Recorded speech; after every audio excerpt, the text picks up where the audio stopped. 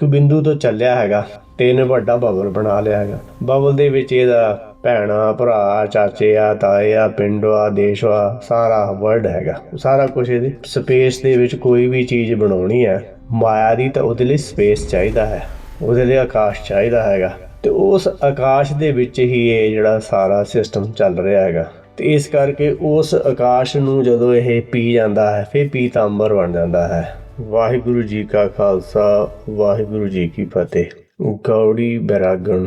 ਇੱਕ ਓਂਕਾਰ ਸਤਿਗੁਰ ਪ੍ਰਸਾਦ। ਸਤਿਜੁਗ ਸਤ ਤੇਤਾ ਜਗੀ, ਦੁਆਪਰ ਪੂਜਾ ਚਾਰ।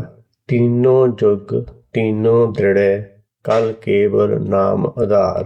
पार कैसे पाइबो रे, मोसो को न कह समझाए। जाते आवागमन बिलाए रहाओ। गौड़ी बैरागण विच सतगुरु रविदास जी उपदेश करते हैं। एक ओंकार, एक जिन्हां दी इच्छा शक्ति हुक्म ओंकार, उन्हां दे सच दे ज्ञान दी किरपा दे नाल ਬਾਣੀ ਉਹਨਾਂ ਨੇ ਬਿਨਾਂ ਕੰਨਾਂ ਤੋਂ ਸੁਣੀ ਹੈ। ਗੁਰਬਾਣੀ ਦਾ ਜਿਹੜਾ ਆਖਰੀ ਰੂਪ ਆ ਆਪਾਂ ਨੂੰ ਪੋਥੀ ਸਾਹਿਬ ਵਿੱਚ ਮਿਲਦਾ ਹੈ। ਜਿਨ੍ਹਾਂ ਨੇ ਵੀ ਬਾਣੀ ਲਿਖੀ ਹੈ ਸਾਰੇ ਹੀ ਬਰਾਬਰ ਹਨ। ਜੇ ਕੋਈ ਉਹਨਾਂ ਵਿੱਚ ਫਰਕ ਪਾਉਣ ਦੀ ਕੋਸ਼ਿਸ਼ ਕਰ ਰਿਹਾ ਹੈ ਤਾਂ ਉਹਨੂੰ ਬਾਅਦ ਵਿੱਚ ਪਛਤਾਉਣਾ ਪਵੇਗਾ, ਕਿਉਂਕਿ ਜੋ ਵੀ ਕੁਰਬਾਨੀਆਂ ਹੋਈਆਂ ਹਨ ਉਹ ਸੱਚ ਨੂੰ ਬਚਾਉਣ ਦੇ ਲਈ ਹੋਈਆਂ ਹਨ। ਇਸ ਸੱਚ ਨੂੰ ਕਿਸੇ ਨੂੰ ਵੀ ਹੱਕ ਨਹੀਂ ਹੈ ਕਿ ਇਹਨੂੰ ਜੁਦਾ ਕਰਨ ਦੀ ਕੋਸ਼ਿਸ਼ ਕਰੇ। ਇਸ ਕਰਕੇ ਆਪਾਂ ਨੂੰ ਪਰਮੇਸ਼ਰ ਦੇ ਹੁਕਮ ਭਾਣੇ ਵਿੱਚ ਚੱਲਣ ਦੀ ਲੋੜ ਹੈ, ਆਪਣੀ ਮਨਮੱਤ ਪਿੱਛੇ ਚੱਲਣ ਦੀ ਲੋੜ ਨਹੀਂ ਹੈ। ਭਗਤ ਜੀ ਉਪਦੇਸ਼ ਕਰਦੇ ਹਨ ਕਿ ਸਤਿਯੁਗ ਸੱਤ, ਜਿਹੜਾ ਸਤਿਯੁਗ ਹੁੰਦਾ ਹੈ, ਜਦੋਂ ਸੱਚ ਦਾ ਸਮਾਂ ਹੁੰਦਾ ਹੈ ਉਹਦੇ ਵਿੱਚ ਸਾਰਿਆਂ ਦੇ ਅੰਦਰ ਸੱਚ ਪ੍ਰਗਟ ਹੁੰਦਾ ਹੈ, ਸ਼ਬਦ ਗੁਰੂ ਪ੍ਰਗਟ ਹੁੰਦਾ ਹੈ। ਇੱਕ ਘੜੀ ਨਾ ਮਿਲਤੇ ਤਾਂ ਕਲਯੁਗ ਹੋਤਾ। ਜਿਹੜਾ ਕਲਪਨਾ ਕਰਦਾ ਹੈ ਉਹ ਕਲਪਨਾ ਵਾਲੇ ਯੁੱਗ ਵਿੱਚ ਹੈ, ਪਰ ਜਿਹੜਾ ਕਲਪਨਾ ਨਹੀਂ ਕਰਦਾ ਉਹ ਸੱਤ ਦੇ ਨਾਲ ਜੁੜਿਆ ਹੋਇਆ ਹੈ। ਤੇਤਾ ਤ੍ਰੇਤਾ, ਤੇਤਾ ਹੈ ਜਦੋਂ ਤੇਤਾ ਪੈਦਾ ਹੁੰਦਾ ਹੈ ਸੱਚ ਦੇ ਵਿੱਚ ਹੀ ਜਿਹੜੀ ਕਲਪਨਾ ਪੈਦਾ ਹੋ ਜਾਂਦੀ ਹੈਗੀ ਆ। ਜਿਹਦੇ ਅੰਦਰ ਸੱਚ ਦਾ ਸਮਾਂ ਉਹ ਸੱਚ ਨਾਲ ਜੁੜਿਆ ਹੈ, ਪਰ ਜਿਹਦੇ ਅੰਦਰ ਕਲਪਨਾ ਪੈਦਾ ਹੋ ਜਾਂਦੀ ਹੈ ਉਹਦੇ ਅੰਦਰ ਤੇਤਾ ਪੈਦਾ ਹੋ ਜਾਂਦਾ ਹੈ। ਤੇਤਾ ਭਾਵ ਤਿੰਨ ਬਣ ਜਾਂਦੇ ਹਨ, ਇੱਕ ਸੱਚ ਤੇ ਵਿੱਚ ਭਰਮ ਦੀ ਲਕੀਰ, ਅੱਗੇ ਤੀਸਰੀ ਕਲਪਨਾ। ਹੁਣ ਜਿਹੜਾ ਤੇਤੇ 'ਚ ਚਲੇ ਜਾਂਦਾ ਉਹਦਾ ਜਿਹੜਾ ਧਿਆਨ ਹੈਗਾ ਉਹ ਬਾਹਰ ਮੁਖੀ ਹੋ ਜਾਂਦਾ ਹੈਗਾ। ਜਿਹੜਾ ਸੱਚਖੰਡ ਵਿੱਚ ਹੈਗੇ ਆ ਉਹ ਤਾਂ ਸੱਚ ਨਾਲ ਜੁੜੇ ਹੈ। ਬ੍ਰਹਮ ਗਿਆਨੀ ਕੇ ਮਨ ਪ੍ਰਗਾਸ, ਜੈਸੇ ਤਾਰੂ ਪ੍ਰਕਾਸ਼। ਉਹਨਾਂ ਦੇ ਮਨ ਵਿੱਚ ਤਾਂ ਸ੍ਰਿਸ਼ਟੀ ਹੈਗੀ ਆ, ਉਹਦਾ ਗਿਆਨ ਹੈ ਅੰਦਰ ਉਹਨਾਂ ਵਿੱਚ। ਪਰ ਜਿਹਦੇ ਅੰਦਰ ਭਰਮ ਹੈਗਾ, ਭਰਮ ਪੈਦਾ ਹੋਣ ਕਰਕੇ, ਕਲਪਨਾ ਪੈਦਾ ਹੋਣ ਕਰਕੇ ਉਹ ਤਿੰਨ ਬਣ ਜਾਂਦੇ ਹਨ। ਇੱਕ ਤਾਂ ਜਿਹੜੀ ਜੋਤ ਹੈਗੀ ਆ ਤੇ ਦੂਸਰਾ ਉੱਪਰ ਉਹਦੇ ਭਰਮ ਦਾ ਕੋਟ ਹੈਗਾ, ਭਰਮ ਦਾ ਕਿਲਾ ਹੈਗਾ। ਵਿੱਚ ਉਹਦੀ ਇੱਛਾ ਹੈਗੀ ਆ, ਕਲਪਨਾ ਹੈਗੀ ਆ। ਇੱਛਾ ਹੁਣ ਜਿਹੜੀ ਹੈਗੀ ਆ ਕੋਈ ਵੀ ਮਾਇਆ ਦੀ ਜਿਹੜੀ ਇੱਛਾ ਹੈਗੀ ਆ ਉਹਦਾ ਪ੍ਰਗਟ ਰੂਪ ਜਿਹੜਾ ਹੈਗਾ ਉਹ ਬਾਹਰ ਹੀ ਦਿਖਾਈ ਦਿੰਦਾ ਹੈਗਾ। ਜਿਹੜਾ ਸੱਚ ਹੁੰਦਾ ਉਹ ਅੰਦਰੋਂ ਦੇਖਦਾ ਹੈ, ਜਿਹੜਾ ਝੂਠ ਹੈਗਾ ਉਹ ਬਾਹਰੋਂ ਸਰੀਰ ਨੂੰ ਦੇਖਦਾ ਹੈਗਾ। ਉਹਨੂੰ ਜਿਹੜਾ ਬਾਹਰ ਜੋ ਕੁਛ ਹੈਗਾ ਉਹਨੂੰ ਸੱਚ ਲੱਗਦਾ ਹੈਗਾ, ਜਦ ਕਿ ਉਹ ਸੱਚ ਨਹੀਂ ਹੈਗਾ। ਤੇ ਜਦੋਂ ਹੁਣ ਕਲਪਨਾ ਪੈਦਾ ਹੋਈ ਹੈ ਜੀ ਤੇਤਾ ਹੀ ਪੈਦਾ ਹੋਇਆ ਹੈ। ਹੁਣ ਇਹ ਤੇਤੇ ਨੂੰ ਖਤਮ ਕਰਨ ਦੇ ਲਈ ਅੱਗੇ ਜਿਹੜਾ ਦੁਆਪਰ ਪੂਜਾ ਚਾਰ, ਦੁਆਪੁਰ ਜਿਹੜਾ ਹੈਗਾ ਉਹ ਸ਼ੁਰੂ ਹੋਣਾ ਹੈਗਾ। ਉਹਦੇ ਲਈ ਫਿਰ ਇਹਨੂੰ ਇਹ ਭਰਮ ਦੇ ਆਂਡੇ ਵਿੱਚ ਬੰਦ ਹੋਣਾ ਪਵੇਗਾ। ਭਰਮ ਦੇ ਆਂਡੇ ਵਿੱਚ ਬੰਦ ਹੋ ਕੇ ਇਹ ਫਿਰ ਜੀਵ ਜਿਹੜਾ ਮਾਤਾ ਦੇ ਗਰਭ ਵਿੱਚ ਸਰੀਰ ਲੈਂਦਾ ਹੈਗਾ, ਸਰੀਰ ਮਿਲ ਜਾਂਦਾ ਹੈ। ਉਹ ਗਿਆਨ ਇੰਦਰੇ ਲੈ ਕੇ ਇਹਨੇ ਆਪਣਾ ਜਿਹੜਾ ਸੱਚ ਦੀ ਸੋਝੀ ਹੈਗੀ ਆ, ਆਪਣੇ ਆਪੇ ਦੀ ਸੋਝੀ ਹੈਗੀ ਆ, ਉਹ ਪ੍ਰਾਪਤ ਕਰਨੀ ਹੈਗੀ ਆ। ਅੰਤਰ ਪੂਜਾ ਮਨ ਤੇ ਹੋਏ, ਏਕੋ ਵੇਖੇ ਅਵਰ ਨ ਕੋਏ। ਦੂਜੇ ਲੋਕੀ ਬਹੁਤ ਦੁੱਖ ਪਾਇਆ, ਸਤਿਗੁਰ ਮੈਨੂੰ ਏਕ ਦਿਖਾਇਆ। ਮੇਰਾ ਪ੍ਰਭ ਮੌਲਿਆ ਸਦਾ ਬਸੰਤ, ਇਹ ਮਨ ਮੌਲਿਆ ਗਾਏ ਗੁਣ ਗੋਬਿੰਦ। ਦੁਆਪਰ ਪੂਜਾ ਚਾਰ ਹੈਗੀ ਆ, ਇਹ ਅੰਤਰ ਪੂਜਾ ਜਿਹੜੀ ਹੈਗੀ ਹੈ ਮਨ ਨੇ ਕਰਨੀ ਹੈਗੀ ਆ। ਪਰ ਜਿੰਨਾ ਚਿਰ ਮਨ ਦਾ ਜਿਹੜਾ ਮੋਹ ਮਾਇਆ ਦੇ ਨਾਲ ਹੈਗਾ ਉਹਨਾਂ ਚਿਰ ਇਹ ਮਨ ਦਾ ਧਿਆਨ ਬਾਹਰਮੁਖੀ ਹੈਗਾ।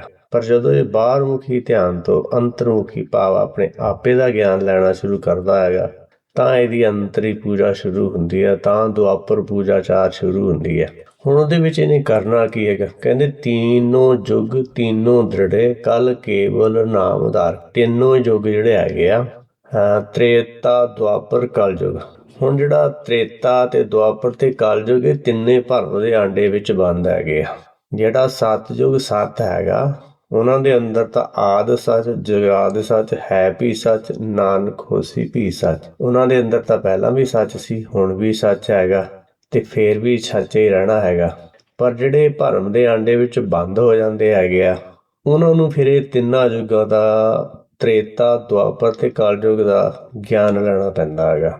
ਇਹ ਤਿੰਨਾਂ ਦਾ ਗਿਆਨ ਜਿਹੜਾ ਦ੍ਰਿੜ ਕਰਨਾ ਪੈਂਦਾ। ਕਹਿੰਦੇ ਕੱਲ ਕੇਵਲ ਨਾਮ ਆਧਾਰ, ਕਿ ਕਲਪਨਾ ਦੇ ਯੁੱਗ ਵਿੱਚ ਸਿਰਫ ਇੱਕ ਨਾਮ ਦਾ ਆਧਾਰ ਹੈਗਾ, ਜਿਹਦੇ ਨਾਲ ਆਪਾਂ ਇੱਥੋਂ ਬਾਹਰ ਨਿਕਲ ਸਕਦੇ ਹਾਂ। ਹੋਰ ਕੋਈ ਵੀ ਜਾਪ ਤਾਪ ਗਿਆਨ ਸਭ ਧਿਆਨ, ਖਟ ਸ਼ਾਸਤਰ, ਸਿਮਰਤ ਵਿਖਿਆਨ, ਯੋਗ ਅਭਿਆਸ, ਕਰਮ ਧਰਮ ਕਿਰਿਆ, ਸਗਲ ਤਿਆਗ ਬਨੇ ਮਦੇ ਫਿਰਿਆ, ਇਹ ਜਿੰਨੇ ਵੀ ਬਾਹਰਮੁਖੀ ਧਿਆਨ ਹੈਗੇ ਆ, ਉਹਨਾਂ 'ਚ ਜਿਹੜਾ ਸਭ ਤੋਂ ਸ੍ਰੇਸ਼ਟ ਕਿਰਿਆ ਹੈਗੀ ਆ, ਉਹ ਹੈਗਾ ਆਪਣੇ ਆਪੇ ਦਾ ਗਿਆਨ। ਹੁਣ ਭਗਤ ਜੀ ਪੁੱਛਦੇ ਹਨ, ਕਹਿੰਦੇ ਮੋਸੋ ਕੋ ਨਾ ਕਹੇ ਸਮਝਾਏ। ਕਹਿੰਦੇ ਮੈਂ ਸਾਨੂੰ ਕੋਈ ਵੀ ਇਹ ਸਮਝਾਉਂਦਾ ਨਹੀਂ ਹੈਗਾ ਕਿ ਜਿਹਦੇ ਨਾਲ ਇਹ ਆਵਾਗਮਨ ਜਿਹੜਾ ਖਤਮ ਹੋ ਜਾਵੇ ਤੇ ਅਸੀਂ ਇਸ ਭਾਵ ਸਾਗਰ ਤੋਂ ਪਾਰ ਹੋ ਜਾਈਏ। ਇਹ ਤੋਂ ਪਾਰ ਕਿਵੇਂ ਹੋਇਆ ਜਾ ਸਕਦਾ ਹੈਗਾ, ਇਹ ਸਾਨੂੰ ਕੋਈ ਵੀ ਸਮਝਾ ਕੇ ਨਹੀਂ ਕਹਿੰਦਾ ਹੈਗਾ। ਰਹਾਓ, ਹੁਣ ਪਾਰ ਹੋਣ ਦੇ ਲਈ ਜਿਵੇਂ ਉੱਪਰ ਹੀ ਆਇਆ ਹੈਗਾ ਕਿ ਤਿੰਨੋਂ ਯੁੱਗਾਂ ਦਾ ਜਿਹੜਾ ਗਿਆਨ ਲੈਣਾ ਪੈਂਦਾ ਹੈਗਾ। ਜਿਹੜਾ ਲੈ ਲਏਗਾ ਉਹ ਇਹਨਾਂ ਤੋਂ ਪਾਰ ਹੁੰਦਾ ਹੈਗਾ, ਤੇ ਜਿਹੜਾ ਨਹੀਂ ਲੈਂਦਾ ਤੇ ਉਹ ਭਰਮ ਦੇ ਆਂਡੇ ਵਿੱਚ ਬੰਦ ਰਹਿੰਦਾ ਹੈਗਾ, ਤੇ ਭਰਮ ਦੇ ਆਂਡੇ ਵਿੱਚ ਬੰਦ ਹੋਣ ਕਰਕੇ ਉਹ ਜੰਮਦਾ ਮਰਦਾ ਰਹਿੰਦਾ ਹੈਗਾ।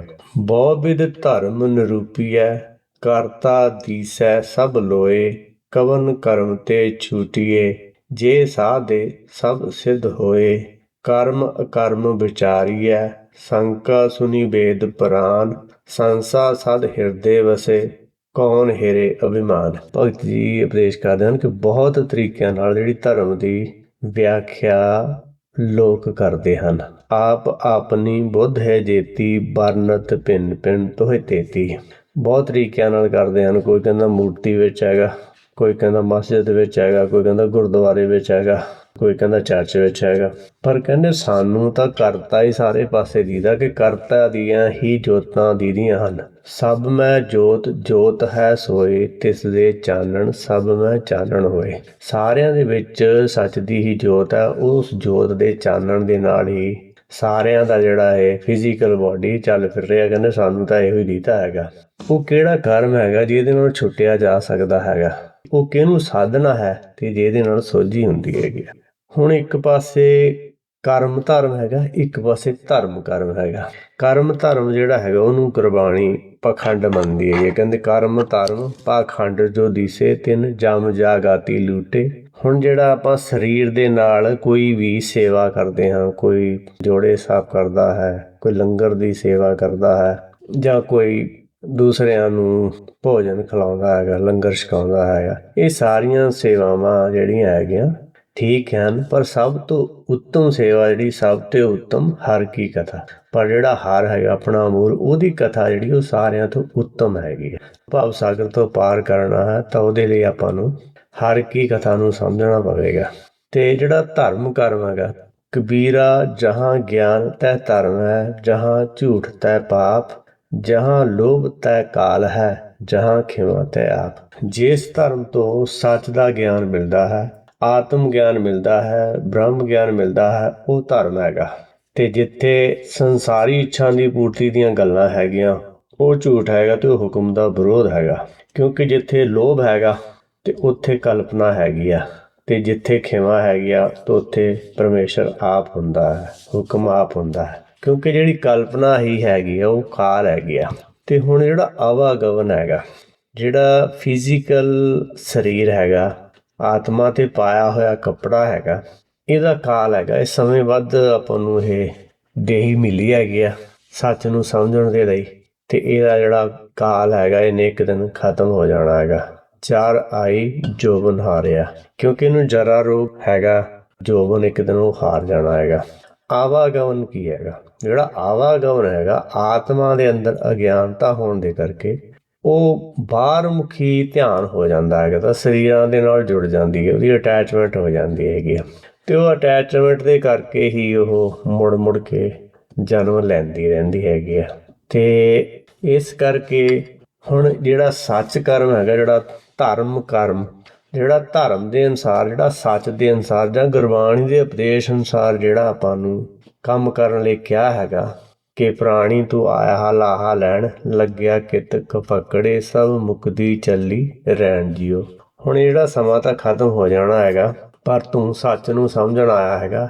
ਇਹਨਾਂ ਗਿਆਨ ਇੰਦਰੀਆਂ ਦੇ ਨਾਲ ਆਪਾਂ ਗੁਰਬਾਣੀ ਦੇ ਉਪਦੇਸ਼ ਨੂੰ ਸੁਣ ਕੇ ਸਮਝਣਾ ਹੈ, ਉਹਦੇ ਅਨੁਸਾਰ ਚੱਲਣਾ ਹੈਗਾ। ਇਹਦੇ ਨਾਲ ਜਿਹੜਾ ਜੇ ਸਾਧੇ ਸਭ ਸਿੱਧ ਹੋਈ, ਇਹ ਕੰਮ ਕਰਨ ਦੇ ਨਾਲ ਜਿਹੜਾ ਮਨ ਉਹ ਸਾਧਿਆ ਜਾ ਸਕਦਾ ਹੈਗਾ ਤੇ ਆਪਾਂ ਨੂੰ ਸੁਲਝੀ ਹੋ ਸਕਦੀ ਹੈ।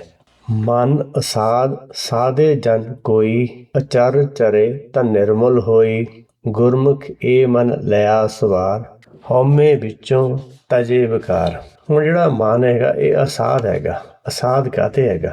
ਜਦੋਂ ਇਹਨੇ ਆਪਣੇ ਆਪ ਨੂੰ ਜਿਹੜੇ ਉੱਪਰ ਸਰੀਰ ਉੱਤੇ ਪਾਏ ਹੋਏ ਕੱਪੜੇ ਹੈਗੇ ਉਹਨਾਂ ਨੂੰ ਹੀ ਧਰਮ ਸਮਝ ਲਿਆ ਤੇ ਇਹ ਉਹਦੇ ਅਨੁਸਾਰ ਆਪਣੇ ਆਪ ਨੂੰ ਗੁਰੂ ਬਣ ਕੇ ਬੈਠ ਗਿਆ ਤੇ ਆਪਣੀ ਪੂਜਾ ਸ਼ੁਰੂ ਕਰਾ ਦਿੱਤੀ। ਉਹੀ ਸੰਸਾਰ ਵਿੱਚ ਚੱਲਦੀ ਹੈ। ਇਸ ਤਰ੍ਹਾਂ ਜਿਹੜੇ ਅਸਾਧ ਹੈਗੇ ਉਹ ਆਪਣੇ ਆਪ ਨੂੰ ਉਹਨਾਂ ਨੇ ਸਾਧ ਡਿਕਲੇਅਰ ਕਰ ਦਿੱਤਾ।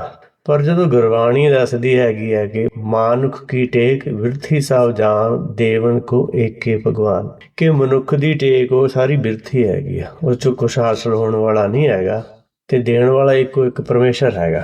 ਹੁਣ ਇਹ ਜਦੋਂ ਆਪਾਂ ਸ਼ਬਦ ਨੂੰ ਆਪਣੇ ਤੇ ਟਿਕਾ ਕੇ ਦੇਖਦੇ ਹਾਂ, ਆਪਣੇ ਤੇ ਲਾ ਕੇ ਦੇਖਦੇ ਹਾਂ, ਫਿਰ ਪਤਾ ਲੱਗਦਾ ਕਿ ਜੋ ਸੰਸਾਰ ਵਿੱਚ ਧਰਮ ਚੱਲ ਰਹੇ ਹੈਗੇ ਆ ਉਹ ਜਿਨ੍ਹਾਂ ਦੇ ਮਨ ਅਸਾਧ ਹੈਗੇ ਆ, ਮਾਇਆ ਦੇ ਵਿੱਚ ਲਿਪਤ ਹੈਗੇ ਆ, ਉਹਨਾਂ ਦੇ ਬਣਾਏ ਹੋਏ ਹੈਗੇ ਆ। ਤੇ ਫਿਰ ਜਦੋਂ ਉਹ ਬਾਹਰਮੁਖੀ ਧਿਆਨ ਤੋਂ ਇਹ ਅੰਤਰਮੁਖੀ ਧਿਆਨ ਕਰਦਾ ਹੈਗਾ, ਅਚਰ ਚਰੇ ਤਾਂ ਨਿਰਮਲ ਹੋਏ। ਅਚਰ ਹੁਣ ਜਿਹੜਾ ਕੁਛ ਦਿਖਦਾ ਹੈਗਾ ਉਹਨੂੰ ਇਹ ਛੇਤੀ ਸੱਚ ਮੰਨ ਲੈਂਦਾ। ਜੇ ਸੰਤ ਕੋਲ ਵਧੀਆ ਗੱਡੀਆਂ ਹੈਗੀਆਂ, ਵਧੀਆ ਪੈਸੇ ਹੈਗੇ ਆ, ਇਹਨੂੰ ਲੱਗਦਾ ਕਿ ਸੰਤ ਬੜਾ ਕਰਨੀ ਵਾਲਾ ਹੈਗਾ। ਹੁਣ ਜਿਹੜਾ ਕੋਈ ਫੈਲ ਫੱਕੜ ਹੈਗਾ, ਸੱਚ ਦੀ ਮਾੜੀ ਮੋਟੀ ਸੋਝੀ ਰੱਖਦਾ ਹੈਗਾ, ਉਹਦੀ ਗੱਲ ਇਹ ਸੁਣਨ ਨੂੰ ਤਿਆਰ ਨਹੀਂ ਹੈਗਾ, ਕਿਉਂ? ਉਹਨੂੰ ਲੱਗਦਾ ਕਿ ਇਹਦੇ ਕੋਲ ਆਪ ਤਾਂ ਕੁਛ ਨਹੀਂ ਹੈਗਾ, ਕਿਉਂਕਿ ਬਾਹਰਮੁਖੀ ਧਿਆਨ ਹੈਗਾ ਉਹਦੇ ਕੋਲ। ਜਿਵੇਂ ਕਿ ਹਿਰਦੇ ਤੂੰ ਵਸੇ ਤੇ ਨਰ ਗੁਣੀ ਗਹੀਰ, ਜਿਨ੍ਹਾਂ ਦੇ ਹਿਰਦੇ ਦੇ ਵਿੱਚ ਸੱਚ ਵਸਦਾ ਹੈਗਾ ਉਹਨਾਂ ਨੇ ਅਚਰ ਨੂੰ ਚਰਿਆ ਹੁੰਦਾ ਹੈਗਾ। ਅਚਰ ਭਾਵ ਜਿਹੜੀ ਚੀਜ਼ ਨਹੀਂ ਦਿਸਦੀ ਹੈ ਉਹਦਾ ਗਿਆਨ ਲਿਆ ਹੁੰਦਾ ਹੈ, ਇਸ ਕਰਕੇ ਉਹ ਨਿਰਮਲ ਹੁੰਦੇ ਹਨ, ਉਹਦੇ ਨਾਲ ਨਿਰਮਲ ਹੋ ਜਾਂਦੇ ਨੇ, ਇਸ ਕਰਕੇ ਉਹ ਸਾਧ ਤੋਂ ਸਾਧ ਬਣ ਜਾਂਦੇ ਹਨ। ਗੁਰਮੁਖ ਇਹ ਮਨ ਲਿਆ ਸਵਾਰ, ਹਉਮੈ ਵਿੱਚੋਂ ਤਜੇ ਵਿਕਾਰ। ਜਿਹੜੇ ਗੁਰਮੁਖ ਹੁੰਦੇ ਹਨ, ਜਿਨ੍ਹਾਂ ਦਾ ਗਿਆਨ ਵਾਲਾ ਮੁਖ ਹੁੰਦਾ ਹੈ, ਜਿਨ੍ਹਾਂ ਨੇ ਗੁਰਬਾਣੀ ਦੇ ਉਪਦੇਸ਼ ਨੂੰ ਸੁਣਿਆ, ਮੰਨਿਆ, ਉਹਨੂੰ ਹਿਰਦੇ ਵਿੱਚ ਵਸਾਇਆ ਹੈ, ਉਹ ਹਿਰਦੇ ਵਿੱਚ ਵਸਾਉਣ ਦੇ ਨਾਲ ਜਿਹੜਾ ਮਨ ਇਹ ਸਵਰ ਜਾਂਦਾ ਹੈਗਾ। ਮਨ ਇਹ ਆਪਣੇ ਆਪ ਨੂੰ ਸਰੀਰ ਮੰਨਣ ਦੀ ਬਜਾਏ ਆਪਣੇ ਆਪ ਨੂੰ ਜੋਤ ਮੰਨ ਲੈਂਦਾ ਕਿ ਮਨ ਤੋਂ ਜੋਤ ਸਰੂਪ ਹੈ, ਆਪਣਾ ਮੂਲ ਪਛਾਣ। ਉਹਨਾਂ ਨੇ ਆਪਣੇ ਮਨ ਨੂੰ ਪਛਾਣਿਆ ਹੁੰਦਾ, ਉਹਨਾਂ ਨੂੰ ਗੁਰਮੁਖ ਕਿਹਾ ਹੈਗਾ। ਉਹਨਾਂ ਨੇ ਵਿੱਚੋਂ ਹਉਮੈ ਆਪਣੇ ਵਿੱਚੋਂ ਤਜੀ ਹੁੰਦੀ ਹੈ, ਭਾਵ ਹਉਮੈ ਦਾ ਰੋਗ ਕੱਟਿਆ ਹੁੰਦਾ ਹੈ ਤੇ ਹਉਮੈ ਦੇ ਰੋਗ ਦੇ ਨਾਲ ਹੀ ਜਿਹੜੇ ਉਹ ਦੂਸਰੇ ਵਿਕਾਰ ਵੀ ਕੱਟੇ ਹੁੰਦੇ ਹਨ। ਇਸ ਤਰ੍ਹਾਂ ਉਹਨਾਂ ਨੇ ਆਪਣੇ ਮਨ ਨੂੰ ਸਾਧਿਆ ਹੁੰਦਾ ਹੈਗਾ। ਜਦੋਂ ਆਪਾਂ ਸਰੀਰ ਦੇ ਤਲ ਤੇ ਕੰਮ ਕਰਦੇ ਉਹਦੇ ਨਾਲ ਇਹ ਭਾਵ ਅੰਦਰ ਪੈਦਾ ਹੁੰਦਾ ਕਿ ਮੈਂ ਕੁਛ ਕਰਦਾ ਹੈਗਾ, ਪਰ ਜਦੋਂ ਤੁਹਾਨੂੰ ਇਹ ਗਿਆਨ ਹੋ ਜਾਂਦਾ ਹੈ ਕਿ ਮੈਂ ਸਰੀਰ ਤਾਂ ਹੈ ਨਹੀਂ ਗਾ ਤੇ ਮੈਂ ਤਾਂ ਜੋਤ ਦਾ ਸਰੂਪ ਹੈਗਾ, ਫਿਰ ਉਹਦੇ ਅੰਦਰ ਜਿਹੜਾ ਇਹ ਹੰਕਾਰ ਨਹੀਂ ਪੈਦਾ ਹੁੰਦਾ। ਕਰਮ ਅਕਰਮ ਵਿਚਾਰੀਏ, ਸੰਕਾ ਸੁਣੀ ਵੇਦ ਪੁਰਾਨ, ਸੰਸਾ ਸਦ ਹਿਰਦੇ ਵਸੇ, ਕੌਣ ਹਿਰੇ ਅਭਿਮਾਨ। ਹੁਣ ਭਗਤ ਜੀ ਉਪਦੇਸ਼ ਕਰਦੇ ਹਨ ਕਿ ਜਿਹੜਾ ਵੇਦ ਪੁਰਾਣ ਹੈਗਾ, ਵੇਦਾਂ ਮੈਂ ਨਾਮ ਉੱਤਮ ਸੋ ਸੁਣੇ ਨਹੀਂ, ਫਿਰੇ ਜੋ ਬੇਤਾਲਿਆ। ਵੇਦਾਂ ਦੇ ਵਿੱਚ ਜਿਹੜਾ ਹੈਗਾ ਹਰ ਹੈ ਖਾਂਡ, ਰੇਤ ਮੈਂ ਵਿਖਰੀ। ਰੇਤ ਦੇ ਵਿੱਚ ਕੋਈ ਕਿਣਕਾ ਸੱਚ ਦੇ ਗਿਆਨ ਦਾ ਹੈਗਾ ਤੇ ਉਹ ਜਿਹੜਾ ਚੁਣ ਲੈਂਦਾ ਹੈਗਾ, ਥੀ ਚੁਣੀ ਨਾ ਜਾਏ। ਜਿੰਨਾ ਚਿਰ ਮਨ 'ਚ ਟਿਕ ਨਹੀਂ ਹੁੰਦਾ ਉਹਨਾਂ ਚਿਰ ਉਹ ਵਿੱਚੋਂ ਖੰਡ ਹੈ ਜਿਹੜਾ ਸੱਚ ਦਾ ਗਿਆਨ ਲੱਭਦਾ ਨਹੀਂ ਹੈਗਾ। ਉਹ ਜਿਹੜਾ ਲੱਭ ਲੈਂਦਾ ਹੈਗਾ, ਉਹਨਾਂ ਨੇ ਫਿਰ ਦੱਸਿਆ ਹੈ ਕਿ ਜਿਹੜਾ ਵੇਦਾਂ ਤੋਂ ਇਹਨਾਂ ਨੇ ਪ੍ਰਾਣ ਘੜ ਲਏ, ਜਿਵੇਂ ਸ਼ਿਵ ਪ੍ਰਾਣ ਹੈਗਾ, ਵਿਸ਼ਨੂੰ ਪ੍ਰਾਣ ਹੈਗਾ, ਬ੍ਰਹਮ ਪ੍ਰਾਣ ਹੈਗਾ, ਇੱਦਾਂ ਹੋਰ ਕਾਫੀ ਪ੍ਰਾਣ ਹੈਗੇ ਆ। ਉਹਨਾਂ ਦੇ ਵਿੱਚ ਕਰਮ ਤੇ ਅਕਰਮ ਦੀ ਵਿਚਾਰ ਹੈਗੀ ਆ ਤੇ ਉਹਨੂੰ ਜਿਹੜਾ ਕੋਈ ਸੁਣਦਾ ਹੈਗਾ ਤੇ ਉਹਦੇ ਨਾਲ ਹਿਰਦੇ ਵਿੱਚ ਸ਼ੰਕਾ ਪੈਦਾ ਹੁੰਦੀ ਹੈਗੀ ਆ। ਹੁਣ ਜਿਹੜਾ ਧਰਮ ਦਾ ਕਰਮ ਕਰਨਾ ਹੁੰਦਾ ਸ਼ੰਕਾ ਦੂਰ ਕਰਨ ਦੇ ਲਈ, ਪਰ ਜਿਹੜਾ ਧਰਮ ਹੀ ਸ਼ੰਕਾ ਪੈਦਾ ਕਰੇ ਉਹ ਸੱਚ ਧਰਮ ਨਹੀਂ ਹੋ ਸਕਦਾ। ਵੇਦਾਂ ਦੇ ਵਿੱਚੋਂ ਸਾਖੀਆਂ ਘੜੀਆਂ ਹੋਈ ਨੂੰ ਵੇਦ ਪੁਰਾਣ ਕਿਹਾ ਗਿਆ ਹੈਗਾ। ਇਸੇ ਤਰ੍ਹਾਂ ਜੇ ਆਪਾਂ ਸਾਖੀਆਂ ਘੜੀਆਂ ਹੈਗੀਆਂ ਤਾਂ ਆਪਾਂ ਵੀ ਜਿਹੜਾ ਤੱਤ ਗਿਆਨ ਸੀਗਾ ਉਹਦੀਆਂ ਸਟੋਰੀਆਂ ਬਣਾ ਲਈਆਂ ਤੇ ਉਹ ਫਿਰ ਉਹਦਾ ਜਿਹੜਾ ਗਿਆਨ ਫਿਰ ਦੂਸਰਿਆਂ ਨੂੰ ਸਮਝਣਾ ਔਖਾ ਹੋ ਗਿਆ। ਕਰਮ ਕੀ ਹੈ ਤੇ ਅਕਰਮ ਕੀ ਹੈਗਾ। ਧਰਮ ਕਰਮ ਜਿਹੜਾ ਹੈਗਾ ਉਹ ਕਰਨਾ ਹੈਗਾ। ਧਰਮ ਦਾ ਕਰਮ ਹੈਗਾ ਜੋ ਗੁਰ ਦੱਸੇ ਬਾਟ ਮੁਰੀਦਾਂ ਚੋਲੀਏ। ਜੋ ਜਿਹੜਾ ਗੁਰਬਾਣੀ ਦਾ ਉਪਦੇਸ਼ ਆਪਾਂ ਨੂੰ ਦੱਸਦਾ ਹੈਗਾ ਉਹਦੇ ਤੇ ਆਪਾਂ ਚੱਲਣਾ ਹੈਗਾ। ਇਹ ਕਰਮ ਹੈਗਾ, ਸਹੀ ਕਰਮ ਹੈ ਕਰਨਾ, ਤੇ ਇਹਦੇ ਨਾਲ ਬਖਸ਼ਿਸ਼ ਹੁੰਦੀ ਹੈ। ਕਰਮ ਕੀ ਹੈਗਾ, ਜਿਹੜਾ ਸਾਖੀਆਂ ਜਾਂ ਹੋਰ ਜੋ ਵੀ ਪ੍ਰਚਾਰਕਾਂ ਦਾ ਦੱਸਿਆ ਹੋਇਆ ਉਹਦੇ ਨਾਲ ਅੰਦਰ ਸ਼ੰਕਾ ਪੈਦਾ ਹੁੰਦੀ ਹੈ। ਸੰਸਾ ਸਦ ਹਿਰਦੇ ਵਸੇ ਕੌਣ ਹਿਰੇ ਵਿਮਾਨ। ਕਹਿੰਦੇ ਇਹਨਾਂ ਦੇ ਨਾਲ ਤਾਂ ਹਿਰਦੇ ਵਿੱਚ ਸ਼ੰਕਾ ਹੀ ਪੈਦਾ ਹੁੰਦੀ ਹੈ, ਤੇ ਜਿਹੜਾ ਅਹੰਕਾਰ ਹੈਗਾ ਉਹਦਾ ਨਿਵਾਰਨ ਨਹੀਂ ਹੁੰਦਾ। ਉਹ ਫਿਰ ਕਿਸ ਤਰ੍ਹਾਂ ਹੋਵੇ। ਸਹਿਸਾ ਇਹ ਸੰਸਾਰ ਹੈ ਮਰ ਜੰਮੇ ਆਇਆ ਜਾਇਆ। ਬਿਨ ਸਤਿਗੁਰ ਮੋਹ ਨਾ ਟੁੱਟਈ ਸਭ ਥੱਕੇ ਕਰਮ ਕਮਾਇਆ। ਸਹਿਸਾ ਕੀ ਹੈਗਾ, ਸ਼ੰਕਾ ਹੈਗੀ, ਦੁਵਿਧਾ ਹੈਗੀ ਹੈ, ਦੁਚਿੱਤੀ ਹੈਗੀ ਆ। ਇਹਦੇ ਕਰਕੇ ਇਸ ਦਾ ਸੰਸਾਰ ਹੈਗਾ। ਸਰੀਰ ਕਰਕੇ ਮਰਦਾ ਜੰਮਦਾ ਹੈਗਾ, ਆਤਮਾ ਦੇ ਕਰਕੇ ਆਉਂਦਾ ਜਾਂਦਾ ਹੈ। ਸੱਚ ਦੇ ਗਿਆਨ ਤੋਂ ਬਗੈਰ ਜਿਹੜਾ ਅਟੈਚਮੈਂਟ ਟੁੱਟ ਨਹੀਂ ਸਕਦੀ। ਇਸ ਕਰਕੇ ਸਾਰੇ ਇਹ ਕਰਮ ਕਰ ਕਰਕੇ ਮੰਨੀ ਜਾਂਦੇ ਕਿ ਮੈਂ ਕੁਛ ਕਰਦਾ ਹੈਗਾ। ਮੰਨਣ ਦਾ ਹੀ ਪ੍ਰੋਬਲਮ ਹੋਣ ਕਰਕੇ ਮੁੜ ਮੁੜ ਕੇ ਇਹ ਆਉਂਦੇ ਜਾਂਦੇ ਆ ਤੇ ਇਹਦੇ ਨਾਲ ਥੱਕ ਰਹੇ ਹੈਗੇ ਆ। ਬਾਹਰ ਉਦਕ ਪਖਾਰੀਏ ਘਟ ਭੀਤਰ ਵਿਵਿਧ ਵਿਕਾਰ। ਸੁਧ ਕਵਨ ਪਰ ਹੋਏ ਬੋ ਸੁਚ ਕੁੰਚਰ ਵਿਦ ਵਿਵਹਾਰ। ਕਹਿੰਦੇ ਜੇ ਕੋਈ ਬਾਹਰੋਂ ਸਰੀਰ ਨੂੰ ਧੋਈ ਜਾਵੇ ਪਰ ਅੰਦਰ ਵਿਕਾਰ ਹੀ ਰਹਿਣ ਤੇ ਉਹਦੇ ਨਾਲ ਕੀ ਸ਼ੁੱਧ ਹੋ ਜਾਊਗਾ ਉਹ। ਇਹ ਤਾਂ ਕਹਿੰਦੇ ਉਹ ਗੱਲ ਹੋਈ ਆ ਜਿੱਦਾਂ ਹਾਥੀ ਨੂੰ ਆਪਾਂ ਨਲਾ ਦਿੰਦੇ ਹਾਂ ਤੇ ਬਾਅਦ ਵਿੱਚ ਫਿਰ ਉਹ ਆਪਣੇ ਉਹ ਸਿਰ ਦੇ ਉੱਤੇ ਸੁਆਹ ਪਾ ਲੈਂਦਾ ਹੈਗਾ ਜਾਂ ਮਿੱਟੀ ਪਾ ਲੈਂਦਾ ਹੈਗਾ। ਇਸ ਕਰਕੇ ਜਿਹੜਾ ਬਾਹਰੋਂ ਸਰੀਰ ਨੂੰ ਧੋਣ ਨੂੰ ਸੁੱਚ ਮੰਨਦਾ ਹੈਗਾ ਉਹਦਾ ਤਾਂ ਜਿਹੜਾ ਉਹ ਹੰਕਾਰ ਹੀ ਹੈਗਾ।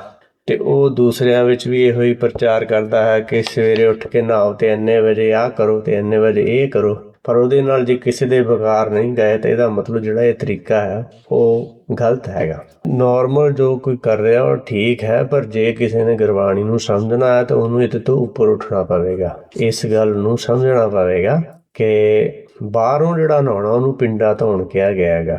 ਉਹ ਪਿੰਡਾ ਧੋਣ ਦੇ ਨਾਲ ਜਿਹੜਾ ਮਨ ਨਹੀਂ ਧੋਤਾ ਜਾ ਸਕਦਾ, ਕਿਉਂਕਿ ਮਨ ਧੋਵੋ ਸ਼ਬਦ ਲਾਗੋ ਹਾਰਸਿਓ ਰੋਹ ਚਿਤ ਲਾਏ। ਮਨ ਨੂੰ ਧੋਣਾ ਤੇ ਸ਼ਬਦ ਨਾਲ ਲੱਗਣਾ ਪਵੇਗਾ ਤੇ ਹੁਕਮ ਦੇ ਵਿੱਚ ਚੱਲਣਾ ਪਵੇਗਾ। ਰਵੀ ਪ੍ਰਗਾਸ ਰਜਨੀ ਗਥਾ ਗਤ ਜਾਨਤ ਸਭ ਸੰਸਾਰ। ਪਾਰਸ ਮਾਨੋ ਤਾਂਬੋ ਛੂਏ ਕਨਕ ਹੋਤ ਨਹੀਂ ਬਾਰ। ਜਿਹੜੀ ਰਜਨੀ ਗਥਾ ਹੈ ਇੱਕ ਪ੍ਰਸੰਗ ਹੈਗਾ, ਇਹ ਸਾਰੇ ਸੰਸਾਰ ਵਿੱਚ ਪ੍ਰਚਲਿਤ ਹੈਗਾ ਕਿ ਜਦੋਂ ਸੂਰਜ ਦੀ ਰੋਸ਼ਨੀ ਹੁੰਦੀ ਹੈਗੀ ਆ ਤੇ ਉਦੋਂ ਰਾਤ ਦਾ ਜਿਹੜਾ ਹਨੇਰਾ ਉਹ ਖਤਮ ਹੋ ਜਾਂਦਾ ਹੈ। ਇਸੇ ਤਰ੍ਹਾਂ ਜਦੋਂ ਸੱਚ ਦਾ ਗਿਆਨ ਹੁੰਦਾ ਹੈ ਤਾਂ ਭਰਮ ਜਿਹੜਾ ਹੈਗਾ ਉਹ ਖਤਮ ਹੋ ਜਾਂਦਾ ਹੈਗਾ। ਪ੍ਰਸੰਗ ਇਹ ਆਉਂਦਾ ਹੈ ਕਿ ਰਾਤ ਨੂੰ ਜਿਹੜੀ ਰੱਸੀ ਹੈਗੀ ਆ ਉਹ ਸੱਪ ਨਜ਼ਰ ਆਉਂਦੀ ਹੈ, ਪਰ ਜਦੋਂ ਸੂਰਜ ਦਾ ਚਾਨਣ ਹੁੰਦਾ ਹੈ ਤਾਂ ਫਿਰ ਪਤਾ ਲੱਗਦਾ ਉਹ ਤਾਂ ਰੱਸੀ ਸੀ ਜੇ ਤੋਂ ਆਪਾਂ ਡਰਦੇ ਰਹੇ। ਇਸੇ ਤਰ੍ਹਾਂ ਇਹ ਭਰਮ ਹੈਗਾ ਤੇ ਇਹ ਜਿਹੜਾ ਹੈ ਸੰਸਾਰ, ਇਹ ਕਥਾ ਸੰਸਾਰ ਵਿੱਚ ਇਹ ਪ੍ਰਚਲਿਤ ਹੈਗੀ ਆ। ਆਪਣਾ ਜਿਹੜਾ ਹਿਰਦੇ ਵਿੱਚ ਸਾਹ ਲੈਂਦਾ ਹੈਗਾ ਉਹਨੂੰ ਕਿਹਾ ਗਿਆ ਗੁਰ ਪਾਰਸ ਹਮ ਲੋ ਮਿਲ ਕੰਚਨ ਹੋਇਆ ਰਾਮ। ਹੁਣ ਉਹਨੂੰ ਗੁਰ ਨੂੰ ਪਾਰਸ ਕਿਹਾ ਗਿਆ ਤੇ ਜਿਹੜਾ ਮਨ ਇਹਨੂੰ ਤਾਂਬਾ ਕਿਹਾ ਗਿਆ ਹੈਗਾ। ਕਹਿੰਦੇ ਜੇ ਮਨ ਤਾਂਬਾ ਉਹਨੂੰ ਛੂਹ ਲਵੇ ਤਾਂ ਇਹਨੂੰ ਸੋਨਾ ਬਣਨ ਲੱਗੇ ਦੇਰ ਨਹੀਂ ਲੱਗਦੀ, ਇਹ ਝੱਟ ਸੋਨਾ ਬਣ ਜਾਂਦਾ ਹੈ। ਕਿਉਂਕਿ ਜਿੰਨਾ ਚਿਰ ਆਪਣਾ ਧਿਆਨ ਬਾਹਰਮੁਖੀ ਹੈ ਆਪਾਂ ਨੂੰ ਲੱਗਦਾ ਇਹ ਸੰਸਾਰ ਸੱਚ ਹੈ, ਪਰ ਜਦੋਂ ਇਹ ਅੰਤਰਮੁਖੀ ਹੁੰਦਾ ਹੈਗਾ ਗੁਰ ਕੀ ਸੇਵਾ ਸ਼ਬਦ ਵਿਚਾਰ ਕਰਦਾ ਹੈਗਾ ਤੇ ਇਹਦੇ ਅੰਦਰ ਸ਼ਾਂਤੀ ਪੈਦਾ ਹੋਣੀ ਸ਼ੁਰੂ ਹੋ ਜਾਂਦੀ ਹੈ ਤੇ ਉਹਦੇ ਨਾਲ ਇਹਨੂੰ ਪਤਾ ਲੱਗ ਜਾਂਦਾ ਕਿ ਸਭ ਕੁਛ ਘਰ ਮੈਂ ਬਾਹਰ ਕਿਛ ਨਾਹੀਂ ਬਾਹਰ ਢੂੰਡੇ ਸੋ ਭਰਮ ਭੁਲਾਈ। ਜਿਹੜਾ ਬਾਹਰ ਲੱਭਣਾ ਉਹ ਭਰਮ ਭੁਲਾਈ ਹੈਗਾ, ਸਾਰਾ ਕੁਛ ਤਾਂ ਅੰਦਰ ਹੈਗਾ। ਫਿਰ ਇਹ ਮੁੜ ਮੁੜ ਕੇ ਅੰਦਰ ਸ਼ਬਦ ਦੀ ਵਿਚਾਰ ਕਰਦਾ ਹੈ। ਪਰਮ ਪਰਸ ਗੁਰ ਭੇਟੀਐ ਪੂਰਬ ਲਿਖਤ ਲਿਲਾਟ। ਉਨਮਨ ਮਨ ਹੀ ਮਿਲੇ ਛੁਟਕਤ ਬਜਰ ਕਪਾਟ। ਹੁਣ ਜਿਹੜਾ ਸ਼ਬਦ ਭੇਟੀਏ ਹੈਗਾ, ਭੇਟੀਏ ਦਾ ਮਤਲਬ ਹੈਗਾ ਕਿਸੇ ਨੂੰ ਕੁਛ ਭੇਟ ਕਰਨਾ।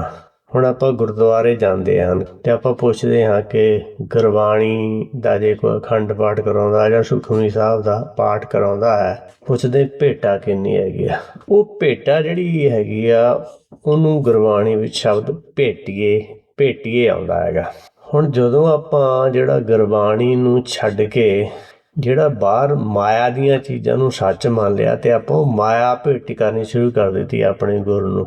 ਗੁਰਬਾਣੀ ਦੇ ਅੱਗੇ ਆਪਾਂ ਮਾਇਆ ਭੇਟਾ ਕਰਕੇ ਸੱਚ ਲੈਣਾ ਚਾਹੁੰਦੇ ਹਾਂ। ਕਦੀ ਦੇਖਿਆ ਕਿ ਝੂਠ ਦੇ ਨਾਲ ਸੱਚ ਮਿਲ ਜਾਵੇ। ਹੁਣ ਭੇਟਣਾ ਸ਼ਬਦ ਹੈਗਾ, ਹੁਣ ਪਰਮ ਪਰਸ ਗੁਰ, ਹੁਣ ਉਹ ਸਰਵ ਸ੍ਰੇਸ਼ਟ ਜਿਹੜਾ ਹੈਗਾ, ਜਿਹੜਾ ਹੁਕਮ ਹੈਗਾ ਉਹਨੂੰ ਪਰਸਣਾ ਹੈਗਾ। ਤੇ ਆਪਣਾ ਜਿਹੜਾ ਗੁਰ ਅੰਦਰਲਾ ਉਹਨੇ ਭੇਟਣਾ ਹੈਗਾ। ਹੁਣ ਉਹਨੂੰ ਆਪਾਂ ਮਾਇਆ ਦਾ ਗਿਆਨ ਦੇ ਰਹੇ, ਹੁਣ ਮਾਇਆ ਦੇ ਗਿਆਨ ਦੇ ਨਾਲ ਉਹ ਸੱਚ ਨੂੰ ਕਿਵੇਂ ਭੇਟ ਸਕਦਾ ਹੈ, ਉਹਨੂੰ ਸੱਚ ਦੀ ਸਮਝ ਕਿਵੇਂ ਆ ਸਕਦੀ ਹੈ। ਪਰ ਜੇ ਕਿਸੇ ਨੇ ਸੱਚ ਨੂੰ ਸਮਝਣਾ ਹੈ ਜਾਂ ਸੱਚ ਨਾਲ ਭੇਟ ਕਰਨੀ ਹੈ ਤਾਂ ਉਹਦੇ ਅੰਦਰ ਸੱਚ ਦਾ ਗਿਆਨ, ਗੁਰਬਾਣੀ ਦਾ ਉਪਦੇਸ਼ ਹੋਣਾ ਚਾਹੀਦਾ ਹੈ, ਗੁਰਬਾਣੀ ਦੀ ਸਮਝ ਹੋਣੀ ਚਾਹੀਦੀ ਹੈਗੀ ਆ, ਉਹਨੂੰ ਅੱਗੇ ਭੇਟ ਕਰਨਾ ਹੈਗਾ।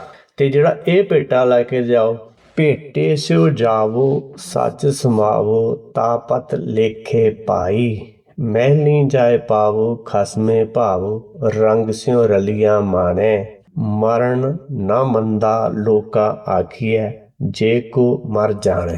ਹੁਣ ਸਤਿਗੁਰੂ ਜੀ ਉਪਦੇਸ਼ ਕਰਦੇ ਹਨ ਕਿ ਜੇ ਆਪਾਂ ਭੇਟੇ ਸਿਓ ਸੱਚ ਦਾ ਗਿਆਨ ਲੈ ਕੇ, ਸੱਚ ਦੀ ਸੋਝੀ ਲੈ ਕੇ, ਆਪਣੇ ਮੂਲ ਦਾ ਗਿਆਨ ਲੈ ਕੇ ਅੰਦਰ ਜਾਂਦੇ ਹਾਂ, ਅੰਦਰ ਸੱਚ ਦੇ ਗਿਆਨ ਦੀ ਵਿਚਾਰ ਕਰਦੇ ਹਾਂ, ਤਾਂ ਪਰਮੇਸ਼ਰ ਇਹ ਇਹਦੀ ਜਿਹੜੀ ਕਮਾਈ ਹੈਗੀ ਹੈ ਜਾਂ ਜੋ ਵਿਚਾਰ ਕਰਦਾ ਹੈ ਉਹ ਲੇਖੇ ਵਿੱਚ ਪਾਉਂਦਾ ਹੈਗਾ।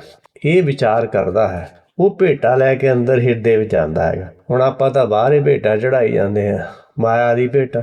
ਮਾਇਆ ਦੀ ਭੇਟਾ ਨਾਲ ਤਾਂ ਇਹ ਕੰਮ ਹੋਣ ਵਾਲਾ ਨਹੀਂ ਹੈਗਾ। ਹੁਣ ਜਿਹਦਾ ਸਰੀਰ ਨਹੀਂ ਹੈਗਾ ਉਹਨੂੰ ਕੀ ਤੁਸੀਂ ਭੇਟਾ ਚੜਾਓ, ਉਹਨੂੰ ਤਾਂ ਸੱਚ ਦੀ ਭੇਟਾ ਹੀ ਚਾਹੀਦੀ ਹੈਗੀ ਆ। ਕਹਿੰਦੇ ਹੁਣ ਜਿਹੜੀ ਇਹ ਭੇਟਾ ਸੱਚ ਦੇ ਗਿਆਨ ਦੀ ਸਮਝ ਲੈ ਕੇ, ਕਿਉਂਕਿ ਗੁਰਬਾਣੀ ਦਾ ਉਪਦੇਸ਼ ਹੈਗਾ, ਇਹਨੂੰ ਆਪਾਂ ਸੱਚੀ ਬਾਣੀ ਮੰਨਦੇ ਹਾਂ। ਜੇ ਸੱਚੀ ਬਾਣੀ ਮੰਨਦੇ ਤਾਂ ਇਹਦੀ ਵਿਚਾਰ ਕਰਨੀ ਚਾਹੀਦੀ ਹੈ। ਵਿਚਾਰ ਵਿੱਚੋਂ ਜਿਹੜੀ ਸੋਝੀ ਆਉਂਦੀ ਹੈ ਉਹ ਅੰਦਰ ਜਿਹੜੀ ਹੈਗੀ ਆ ਸਮਝ ਬਣਦੀ ਹੈਗੀ ਆ, ਬੁੱਧ ਬਣਦੀ ਹੈਗੀ ਆ। ਤੇ ਜਿਹੜਾ ਉਹ ਲੈ ਕੇ ਜਾਊਗਾ, ਕਹਿੰਦੇ ਮੈਲੀ ਜਾਏ ਪਾਵੋ ਖਸਮੇ ਭਾਵੋ, ਉਹਦਾ ਮਹਿਲ ਵਿੱਚ ਵਾਸਾ, ਆਪਣੇ ਨਿਜਗਰ ਵਿੱਚ ਵਾਸਾ ਹੋ ਜਾਂਦਾ ਹੈਗਾ ਤੇ ਹੁਕਮ ਨੂੰ ਉਹ ਭਾ ਜਾਂਦਾ ਹੈਗਾ। ਰੰਗ ਸਿਉ ਰਲੀਆਂ ਮਾਣੇ, ਫਿਰ ਉਹ ਸੱਚ ਦੇ ਗਿਆਨ ਦੇ ਨਾਲ ਉਹਦੀ ਵਿਚਾਰ ਕਰਦਾ ਰਹਿੰਦਾ ਹੈ ਤੇ ਖੁਸ਼ੀ ਖੇੜੇ ਵਿੱਚ ਰਹਿੰਦਾ ਹੈਗਾ। ਮਰਨ ਨਾ ਮੰਦਾ ਲੋਕਾਂ ਆਖੀਏ ਜੇ ਕੋ ਮਰ ਜਾਣੇ ਕੋਈ। ਕਹਿੰਦੇ ਜਿਹੜਾ ਸੰਸਾਰ ਵੱਲੋਂ ਇੱਛਾ ਨੂੰ ਮਾਰ ਲੈਂਦਾ ਹੈਗਾ ਨਾ, ਉਹਨੂੰ ਜੀਵਨ ਮੁਕਤ ਕਿਹਾ ਜਾਂਦਾ ਹੈਗਾ।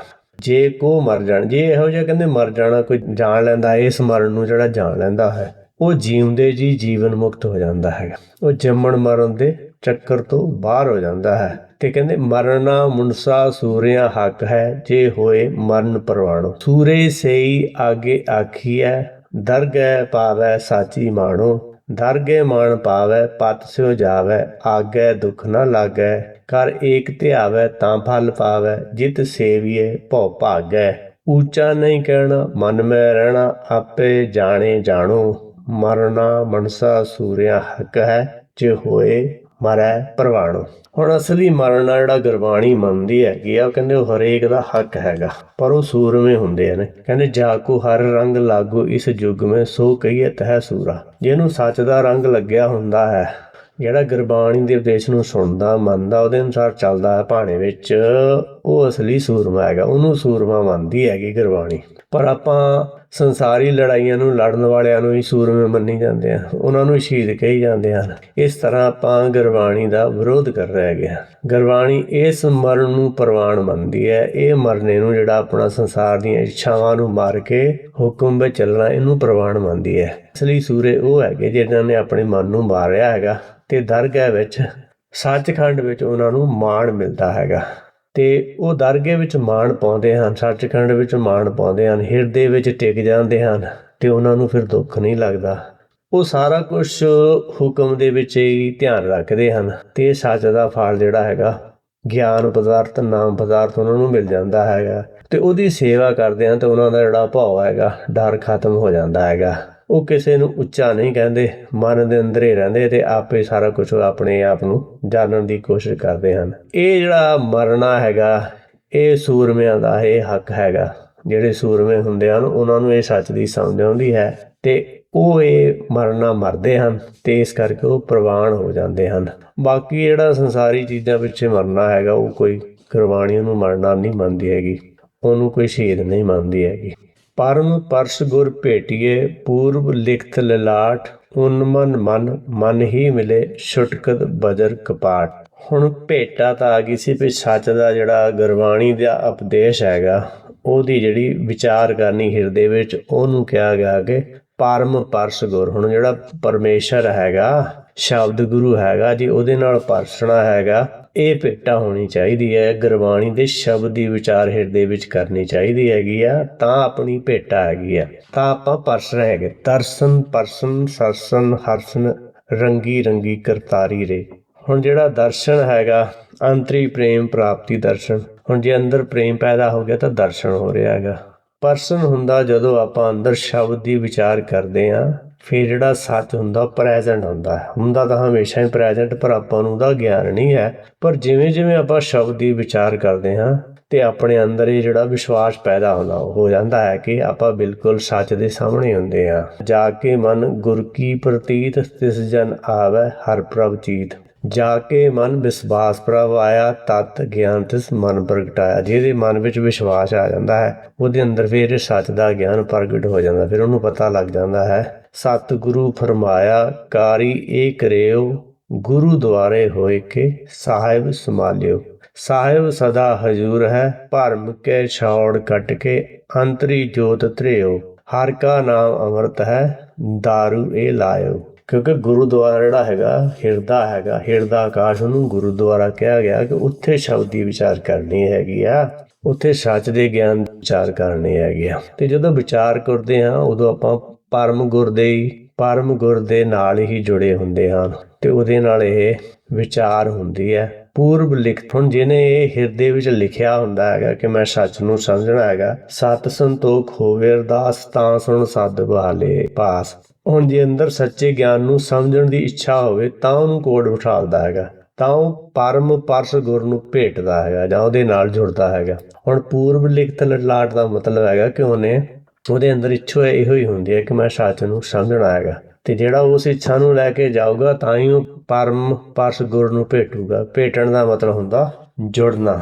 ਉਨਮਨ ਮਨ ਹੀ ਮਿਲੇ। ਫਿਰ ਉਹਦਾ ਜਿਹੜਾ ਮਨ, ਪਹਿਲਾਂ ਤਾਂ ਆਪਾਂ ਆਪਣੇ ਆਪ ਨੂੰ ਮੂਲ ਨੂੰ ਜਾਣਨਾ ਹੈਗਾ। ਜਾਤ ਮੈਂ ਜੋਤ ਮੈਂ ਜਾਤਾ ਅਕਲ ਕਲਾ ਭਰਪੂਰ ਰਿਹਾ। ਹੁਣ ਜਾਤ ਵਿੱਚ ਜੋਤ ਹੈਗੀ, ਇਹ ਆਤਮਾ ਹੈਗੀ। ਇਹ ਸਾਤੇ ਸਤ ਕਰ ਵਾਚਾ ਜਾਣ ਆਤਮ ਰਾਮ ਲਿਓ ਪ੍ਰਵਾਨ। ਕਹਿੰਦੇ 7ਵੇਂ ਨੰਬਰ ਤੇ ਇਹ ਬਚਨ ਨੂੰ ਸੱਚ ਮੰਨ ਲਓ ਕਿ ਜਿਹੜਾ ਆਤਮਾ ਰਾਮ ਹੈਗਾ, ਜਿਹੜਾ ਅੰਦਰ ਰਾਮ ਬੋਲਦਾ ਹੈਗਾ, ਸਭੇ ਘਟ ਰਾਮ ਬੋਲਦਾ ਹੈਗਾ, ਉਹੀ ਰਾਮ ਹੈ, ਉਹਨੂੰ ਪ੍ਰਵਾਨ ਕਰ ਲਓ। ਹੁਣ ਜਦੋਂ ਉਹਨੂੰ ਮਿਲਦੇ ਹੈਗੇ ਆ ਤਾਂ ਅਜੇ ਆਪਾਂ ਇੱਕ ਹੋਏ ਆ, ਅਜੇ ਭਰਮ ਬਾਕੀ ਹੈਗਾ। ਹੁਣ ਜਦੋਂ ਇੱਕ ਹੋਣ ਤੋਂ ਬਾਅਦ ਇੱਕ ਹੋਏ ਤਾਂ ਉਗਵੇ। ਕਹਿੰਦੇ ਉਨਮਨ ਮਨ ਹੀ ਮਿਲੇ। ਹੁਣ ਉਹ ਆਪਣੇ ਪਹਿਲੋਂ ਮਨ ਨੂੰ ਮਿਲਣਾ ਹੈਗਾ, ਆਪਣੇ ਹਿਰਦੇ ਵਿੱਚ ਆਪਣੇ ਆਪ ਨੂੰ ਜਾਣਨਾ ਹੈ। ਜਾਣਨ ਤੋਂ ਬਾਅਦ ਅੱਗੇ ਹੁਕਮ ਮਨ ਹੀ ਮਨ ਮਿਲੇ। ਹੁਣ ਬ੍ਰਹਮ ਗਿਆਨੀ ਕੇ ਮਨ ਪ੍ਰਗਾਸ, ਜਿਨ੍ਹਾਂ ਦੀ ਇੱਛਾ ਹੁਕਮ ਹੈਗਾ, ਸ਼ਬਦ ਗੁਰੂ ਹੈਗਾ, ਉਹਨੂੰ ਮਿਲਣਾ, ਅੰਦਰ ਵਾਲੇ ਨੇ ਮਿਲਣਾ, ਆਪਣੇ ਰਾਮ ਨੇ ਮਿਲਣਾ। ਜਿਹੜਾ ਰਾਮ ਆ ਉਹਨੇ ਰਾਜਾ ਰਾਮ ਬਣਨਾ ਹੈਗਾ। ਤੇ ਕਹਿੰਦੇ ਜਦੋਂ ਉਹ ਸ਼ਬਦ ਨੂੰ ਮਿਲਦਾ ਹੈਗਾ, ਸ਼ਬਦ ਗੁਰੂ ਨੂੰ ਮਿਲਦਾ ਹੈਗਾ, ਛੁਟਕਤ ਬਜਰ ਕਪਾਟ। ਫੇਰ ਇਹ ਭਰਮ ਦੇ ਜਿਹੜੇ ਪਰਦੇ ਆ ਸਾਰੇ ਇਹ ਜਰਾ ਰੋਗ ਨਹੀਂ ਹੈਗਾ, ਇਹ ਆਪਣੇ ਆਪ ਦੂਰ ਹੋਣ ਵਾਲਾ ਰੋਗ ਨਹੀਂ ਹੈਗਾ। ਇਹ ਸਿਰਫ ਜੋਤ ਲਾਏ ਜਗਦੀਸ਼ ਜਗਾਇਆ ਬੂਝੇ ਬੂਝਣ ਹਾਰਾ। ਇਹ ਹੁਕਮ ਦੀ ਬਖਸ਼ਿਸ਼ ਹੁੰਦੀ ਹੈ ਤੇ ਉਹ ਇਹਦੇ ਅੰਦਰ ਉਹ ਇਹਨੂੰ ਜਗਾਉਂਦੇ ਆ ਤਾਂ ਫਿਰ ਇਹਦੀ ਸਹਿਜ ਸਮਾਧ ਅਪਾਧ ਰਹਿਤ ਵੱਡੇ ਭਾਗ ਫੁੰਨ ਲਾਗੀ। ਫਿਰ ਇਹਦੀ ਸਹਿਜ ਸਮਾਧ ਹੋ ਜਾਂਦੀ ਹੈ, ਜਾਗਰਤ ਅਵਸਥਾ ਹੋ ਜਾਂਦੀ ਹੈ। ਦੁਬਾਰਾ ਫਿਰ ਸਤਜੁਗ ਸਤ ਕਹੇ ਸਭ ਕੋਈ ਵਾਲੀ ਅਵਸਥਾ ਪ੍ਰਾਪਤ ਕਰ ਲੈਂਦਾ ਹੈਗਾ। ਫਿਰ ਸਤਜੁਗ ਵਿੱਚ ਪਹੁੰਚ ਜਾਂਦਾ ਹੈ ਜਦੋਂ ਹੁਕਮ ਇਹਨੂੰ ਜਗਾ ਦਿੰਦਾ ਹੈਗਾ। ਭਗਤ ਜੁਗਤ ਮਤ ਸਤ ਕਰੀ ਭਰਮ ਬੰਧਨ ਕਾਟ ਵਿਕਾਰ। ਸੋਈ ਬਸ ਰਸ ਮਨ ਮਿਲੇ ਗੁਣ ਨਿਰਗੁਣ ਏਕ ਵਿਚਾਰ। ਕਹਿੰਦੇ ਭਗਤੀ ਦੀ ਜੁਗਤੀ ਨਾਲ ਜਿਹੜੀ ਮੱਤ ਹੈਗੀ ਹੈ ਸੱਚੀ ਬਣਾਈ ਹੈਗੀ ਆ। ਫਿਰ ਜਿਹੜੇ ਭਰਮ ਦੇ ਬੰਧਨ ਇਹ ਕੱਟ ਕੇ ਬਾਹਰ ਛੁੱਟੇ ਹੈਗੇ ਆ। ਫੇਰ ਭਰਮ ਦੇ ਪਰਦੇ ਜਿਹੜੇ ਖੁੱਲੇ ਹੈਗੇ ਆ। ਫੇਰ ਜਿਹੜਾ ਮਾਇਆ ਦਾ ਆਵਰਣ ਇਹ ਆਪਣੇ ਆਪ ਨੂੰ ਸਰੀਰ ਮੰਨਦਾ ਸੀਗਾ, ਉਹਦਾ ਭਰਮ ਖਤਮ ਹੋਇਆ। ਕਹਿੰਦੇ ਫੇਰ ਸੋਈ ਬਸ ਰਸ ਮਨ ਮਿਲੇ। ਫਿਰ ਹੁਣ ਉਹ ਜਿਹੜਾ ਗਿਆਨ ਉਹ ਹਿਰਦੇ ਵਿੱਚ ਵਸ ਜਾਂਦਾ ਹੈ ਤੇ ਉਹਦੇ ਨਾਲ ਆਪਾਂ ਆਪਣਾ ਜਿਹੜਾ ਮੂਲ ਉਹਨੂੰ ਮਿਲ ਜਾਂਦੇ ਹਨ। ਤੇ ਇੱਕ ਦੀ ਵਿਚਾਰ ਕਰਨ ਨਾਲ ਪਤਾ ਲੱਗਦਾ ਕਿ ਨਿਰਗੁਣ ਕੌਣ ਹੈ, ਗੁਣਵਾਨ ਕੌਣ ਹੈਗਾ। ਸਰਗੁਣ ਆਪ ਨਿਰਗੁਣ ਵੀ ਉਹੀ ਕਲਾ ਧਾਰ ਜਿਨ ਸਗਲੀ ਮੋਹੀ। ਹੁਣ ਜਿਹੜਾ ਸਰਗੁਣ ਹੈਗਾ, ਜਿਹੜਾ ਹੁਕਮ ਹੈ, ਜਿਹੜਾ ਸ਼ਬਦ ਗੁਰੂ ਸਰਗੁਣ ਹੈਗਾ। ਇਹ ਜਿਹੜਾ ਸਾਹ ਲੈਂਦਾ ਵਿੱਚ ਇਹ ਨਿਰਗੁਣ ਹੈਗਾ। ਹੁਣ ਇਹਦੀ ਵਿਚਾਰ ਕਰਨ ਤੋਂ ਪਤਾ ਲੱਗਦਾ ਸਰੀਰ ਜਿਹੜਾ ਆਪਣੇ ਆਪ ਨੂੰ ਆਪਾਂ ਸਰੀਰ ਮੰਨਦੇ ਤਾਂ ਸਿਰਫ ਕੱਪੜਾ ਹੀ ਹੈਗਾ, ਤਾਂ ਹੀ ਤਾਂ ਇਹਦੀ ਸੁਆਹ ਬਣ ਜਾਂਦੀ ਅਖੀਰ ਵਿੱਚ। ਤੇ ਜੇ ਸੱਚ ਹੋਵੇ ਸੁਆਹ ਥੋੜ੍ਹਾ ਬਣ ਸਕਦੀ ਹੈ। ਹੁਣ ਇਹਦੀ ਵਿਚਾਰ ਇੱਕ ਦੀ ਜਦੋਂ ਵਿਚਾਰ ਇੱਕ ਕੀ ਹੈ, ਇੱਕ ਸੱਚ ਹੈਗਾ, ਹੁਕਮ ਹੈਗਾ, ਉਹਦੀ ਜਦੋਂ ਵਿਚਾਰ ਕਰਦੇ ਹਾਂ ਫਿਰ ਪਤਾ ਲੱਗਦਾ ਹੈ ਹੁਕਮੇ ਆਵੇ ਹੁਕਮੇ ਜਾਏ ਹੁਕਮੇ ਰਹਿਆ ਸਮਾਈ। ਕਿ ਹੁਕਮ ਦੇ ਵਿੱਚ ਆਉਂਦਾ, ਹੁਕਮ ਵਿੱਚ ਰਹਿੰਦਾ, ਫਿਰ ਹੁਕਮ ਵਿੱਚ ਹੀ ਸਮਾ ਜਾਂਦਾ ਹੈਗਾ। ਇਹਨੂੰ ਕਹਿੰਦੇ ਤੀਨ ਲੋਕ ਤਿੰਨੋਂ ਦ੍ਰਿੜੇ, ਤਿੰਨਾਂ ਯੁੱਗਾਂ ਦੀ ਸਮਝ ਆਉਣੀ, ਤਿੰਨਾਂ ਦਾ ਜਾਣਕਾਰੀ ਆਉਣੀ। ਕਿਉਂਕਿ ਜਦੋਂ ਇਹਦੇ ਅੰਦਰ ਭਰਮ ਪੈਦਾ ਹੋਇਆ, ਜਦੋਂ ਇਹਦੇ ਅੰਦਰ ਕਲਪਨਾ ਪੈਦਾ ਹੋਈ, ਸਪੇਸ ਦੇ ਵਿੱਚ ਕੋਈ ਵੀ ਚੀਜ਼ ਬਣਾਉਣੀ ਹੈ ਮਾਇਆ ਦੀ, ਤਾਂ ਉਹਦੇ ਲਈ ਸਪੇਸ ਚਾਹੀਦਾ ਹੈ, ਉਹਦੇ ਲਈ ਆਕਾਸ਼ ਚਾਹੀਦਾ ਹੈਗਾ। ਤੇ ਉਸ ਆਕਾਸ਼ ਦੇ ਵਿੱਚ ਹੀ ਇਹ ਜਿਹੜਾ ਸਾਰਾ ਸਿਸਟਮ ਚੱਲ ਰਿਹਾ ਹੈਗਾ। ਤੇ ਇਸ ਕਰਕੇ ਉਸ ਆਕਾਸ਼ ਨੂੰ ਜਦੋਂ ਇਹ ਪੀ ਜਾਂਦਾ ਹੈ, ਫਿਰ ਪੀਤਾਂਬਰ ਬਣ ਜਾਂਦਾ ਹੈ। ਜਦੋਂ ਇਹ ਸਾਰੀਆਂ ਇਛਾਵਾਂ ਨੂੰ ਖਤਮ ਕਰ ਲੈਂਦਾ ਹੈਗਾ, ਇਛਾਵਾਂ ਨੂੰ ਖਤਮ ਕਰਕੇ ਇੱਕ ਬਿੰਦੂ ਤੋਂ ਚੱਲਿਆ ਹੈਗਾ ਤੇ ਇਹਨੇ ਵੱਡਾ ਬਬਲ ਬਣਾ ਲਿਆ ਹੈਗਾ। ਬਬਲ ਦੇ ਵਿੱਚ ਇਹਦਾ ਭੈਣਾਂ, ਭਰਾ, ਚਾਚੇ ਆ, ਤਾਏ ਆ, ਪਿੰਡ ਆ, ਦੇਸ਼ ਆ, ਸਾਰਾ ਵਰਲਡ ਹੈਗਾ। ਸਾਰਾ ਕੁਛ ਇਹਦੇ ਭਰਮ ਦੇ ਆਂਡੇ ਦੇ ਵਿੱਚ ਹੈਗਾ। ਹੁਣ ਜਦੋਂ ਭਰਮ ਦੇ ਆਂਡੇ ਨੂੰ ਇਹ ਸਮਝ ਲੈਂਦਾ ਹੈਗਾ ਤੇ ਉਹ ਭਰਮ ਦਾ ਅੰਡਾ ਫੂਟੋ ਅੰਡਾ ਭਰਮ ਕਾ ਮਨੇ ਪੈ ਪ੍ਰਗਾਸ। ਜਦੋਂ ਭਰਮ ਦਾ ਅੰਡਾ ਫੁੱਟਦਾ ਹੈਗਾ ਤੇ ਇਹਦੇ ਮਨ ਵਿੱਚ ਪ੍ਰਕਾਸ਼ ਹੋ ਜਾਂਦਾ ਹੈ। ਕਹਿੰਦੇ ਜਿੰਨਾ ਇਹ ਸਾਰਾ ਸ੍ਰਿਸ਼ਟੀ ਹੈਗੀ ਉਹ ਬ੍ਰਹਮ ਗਿਆਨੀ ਦੇ ਮਨ ਵਿੱਚ ਉਹਦਾ ਇੰਨਾ ਗਿਆਨ ਹੁੰਦਾ ਹੈਗਾ। ਫਿਰ ਇਹਦਾ ਜਿਹੜਾ ਭਰਮ ਦਾ ਅੰਡਾ ਫੁੱਟ ਜਾਂਦਾ ਹੈਗਾ। ਅਨੇਕ ਯਤਨ ਨਿਗ੍ਰਹਿ ਕੀਏ ਟਾਰੀ ਨਾ ਟਰੈ ਭਰਮ ਫਾਸ। ਪ੍ਰੇਮ ਭਗਤ ਨਹੀਂ ਉਪਜੈ ਤਾਤੇ ਰਵਿਦਾਸ ਅਦਾਸ। ਕਹਿੰਦੇ ਅਨੇਕ ਯਤਨ ਕਰਦਾ ਹੈਗਾ ਤੇ ਜਦੋਂ ਦਾ ਜਿੰਦਾ ਉਹ ਆਪਣਾ ਧਿਆਨ ਬਾਹਰ ਮੁਖੀ ਤ੍ਰਿਕੁਟੀ ਵਿੱਚ ਜਾਂਦਾ ਹੈਗਾ ਤਾਂ ਆਪਾਂ ਸੰਸਾਰ ਨਾਲ ਜੁੜਦੇ ਹਾਂ। ਤੇ ਇਹ ਨਿੱਜ ਘਰ ਨਹੀਂ ਹੈਗਾ, ਇਹ ਨਹੀਂ ਗ੍ਰਹਿ ਹੈਗਾ, ਇਹ ਅਸਲੀ ਘਰ ਨਹੀਂ ਹੈਗਾ, ਇਹ ਪ੍ਰਦੇਸ਼ ਹੈਗਾ। ਮਨ ਪ੍ਰਦੇਸੀ ਜੇਤੀਏ ਸਭ ਦੇਸ਼ ਪਰਾਇਆ, ਇਹ ਪ੍ਰਦੇਸ਼ ਹੈਗਾ। ਔਰ ਜਿੰਨਾ ਚਿਰ ਇੱਥੇ ਰਹਿੰਦਾ ਕਹਿੰਦੇ ਟਾਰੀ ਨਾ ਟਰੈ ਭਰਮ ਪਾਸ। ਜਿੰਨਾ ਚਿਰ ਆਪਣਾ ਤ੍ਰਿਕੁਟੀ ਵਿੱਚ ਧਿਆਨ ਹੈਗਾ, ਇਹ ਭਰਮ ਦੀ ਫਾਸੀ ਜਿਹੜੀ ਹੈਗੀ ਹੈ ਇਹ ਟਲ ਨਹੀਂ ਸਕਦੀ। ਕਿਉਂਕਿ ਜਿੰਨਾ ਚਿਰ ਆਪਾਂ ਧਿਆਨ ਬਾਹਰ ਮੁਖੀ ਹੈਗਾ, ਮਾਇਆ ਦੀਆਂ ਇਛਾਵਾਂ ਹੈਗੀਆਂ, ਮਾਇਆ ਦੀਆਂ ਇਛਾਵਾਂ ਜਿਹੜੀਆਂ ਕਾਲ ਵਸ਼ ਹੈਗੀਆਂ, ਹੁਕਮ ਦੇ ਅੰਡਰ ਹੈਗੀਆਂ। ਤੁਹਾਨੂੰ ਕੀ ਮਿਲਦਾ ਹੈਗਾ ਤੁਹਾਡੇ ਵਸ਼ ਵਿੱਚ ਨਹੀਂ ਹੈਗਾ, ਪਰਮੇਸ਼ਰ ਦੇ ਹੁਕਮ ਵਿੱਚ ਹੈਗਾ। ਤੇ ਇਹ ਭਰਮ ਦੀ ਫਾਸ ਫਿਰ ਟੁੱਟਦੀ ਹੈਗੀ ਆ ਜਦੋਂ ਗੁਰ ਪ੍ਰਸਾਦ ਭਰਮ ਕਾ ਨਾਸ। ਜਦੋਂ ਗੁਰ ਦੀ ਕਿਰਪਾ ਦੇ ਨਾਲ, ਪਰਮੇਸ਼ਰ ਦੀ ਕਿਰਪਾ ਦੇ ਨਾਲ, ਗਿਆਨ ਦੀ ਕਿਰਪਾ ਦੇ ਨਾਲ ਭਰਮ ਦਾ ਜਿਹੜਾ ਅੰਡਾ ਫੁੱਟਦਾ ਹੈਗਾ। ਭਗਤ ਰਵਿਦਾਸ ਜੀ ਕਹਿੰਦੇ ਹਨ ਕਿ ਜਿਹੜੀ ਪ੍ਰੇਮਾ ਭਗਤੀ ਅੰਦਰ ਪੈਦਾ ਨਹੀਂ ਹੁੰਦੀ, ਇਸ ਕਰਕੇ ਰਵਿਦਾਸ ਜੀ ਉਦਾਸ ਹਨ। ਨਾਲ ਇਹਦਾ ਆਨਸਰ ਵੀ ਦੇ ਰਹੇ ਹਨ ਕਿਉਂ ਨਹੀਂ ਉਪਜ ਰਹੀ। ਜੇ ਕੋਈ ਕਹੇ ਕਿ ਮੇਰੇ ਅੰਦਰ ਪ੍ਰੇਮਾ ਭਗਤੀ ਨਹੀਂ ਪੈਦਾ ਹੋ ਰਹੀ ਤੇ ਉਹਦਾ ਜਵਾਬ ਦਿੱਤਾ ਉਹਨਾਂ ਨੇ, ਕਹਿੰਦੇ ਅਨੇਕ ਯਤਨ ਨਿਗ੍ਰਹਿ ਕੀਏ ਟਾਰੀ ਨਾ ਟਰੈ ਭਰਮ ਫਾਸ। ਸਾਰੇ ਯਤਨ ਇਹ ਖਿਰਦੇ ਤੋਂ ਬਾਹਰ ਕਰ ਰਿਹਾ ਹੈਗਾ, ਤ੍ਰਿਕੁਟੀ ਵਿੱਚ ਬੈਠ ਕੇ ਕਰ ਰਿਹਾ। ਇਸ ਕਰਕੇ ਭਰਮ ਦੀ ਫਾਸੀ ਨਹੀਂ ਟੁੱਟ ਰਹੀ ਹੈਗੀ ਹੈ।